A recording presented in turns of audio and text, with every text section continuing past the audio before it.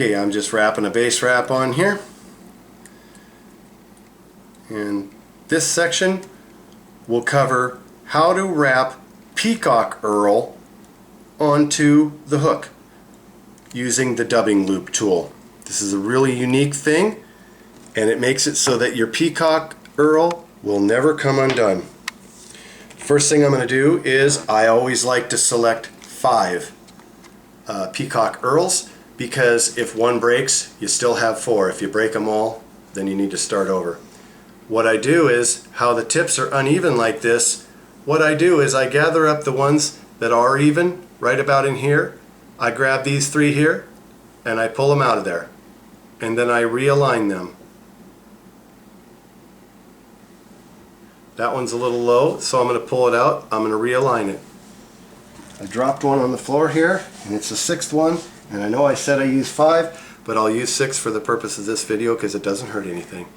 Now, you have your 6 Peacock Herls that are right there.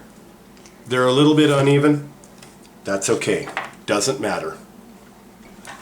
Take your scissors and snip them off. Right there. Now what we're going to do is we're going to make a Peacock Herl body.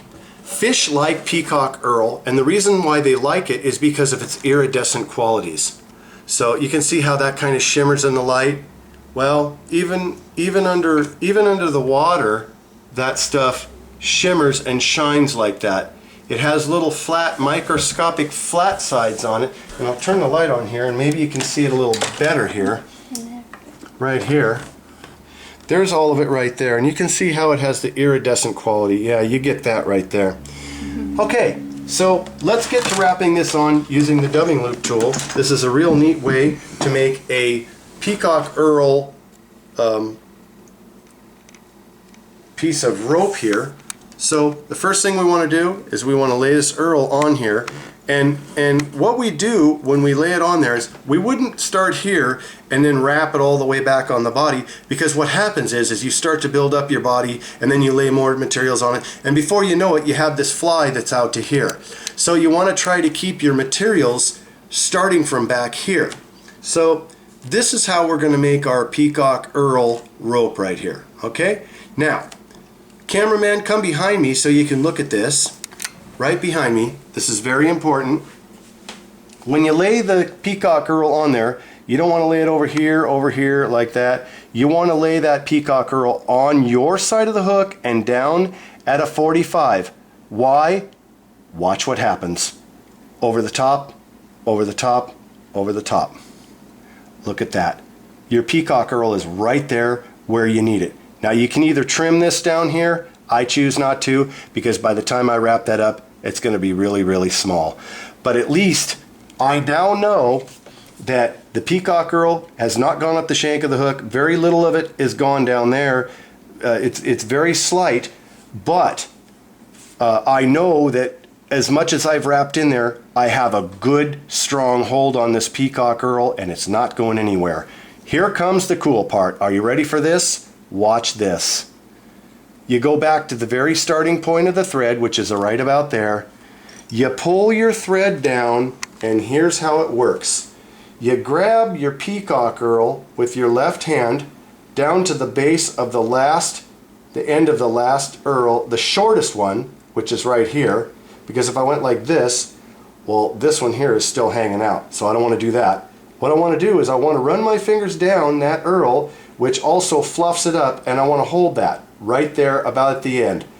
What I do then is I take my thread, a little bit more than I need, and I put that alongside of the Herl. I now have the Herl and the thread trapped together. Be careful, guys, when you're tying this, that you don't pull too hard on the Herl, or you're going to rip it off of the hook and then you have to start over. So be very gentle about that. And you will learn from doing it. You might rip a piece off. As I said earlier, if you rip one off, you still have 4. Do not worry about that. It's not a big deal. Again, the thread, now trapped in your fingers along with the Herl, comes over the top of the hook about maybe a 1/16 of an inch in front of the very last point where the thread was. you come over the top of the hook and then you double back over the thread just like a base wrap. You start wrapping back until you get to the point of the Herl. Now you know that your dubbing loop, both of these ends where the thread comes up, they meet exactly at the same point as the Herl. Now we can take the thread, wrap it forward. Now, here's the tricky part. You have the dubbing loop, you have the Herl. What's next? You take the dubbing loop with this finger, put the tool, and this is very critical, watch very close. The tool comes through the thread, grabs the Herl like this. Okay, I'll demonstrate that one more time.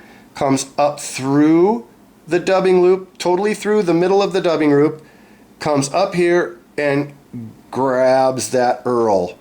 Now what you want to do is you want to pull this Herl, and see how the tip comes completely through the dubbing loop?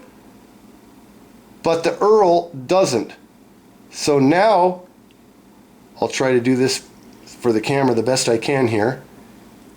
The Herl, one more time, up through the loop, grab the Herl, pull the tool back clean through the loop, and flip it over so that you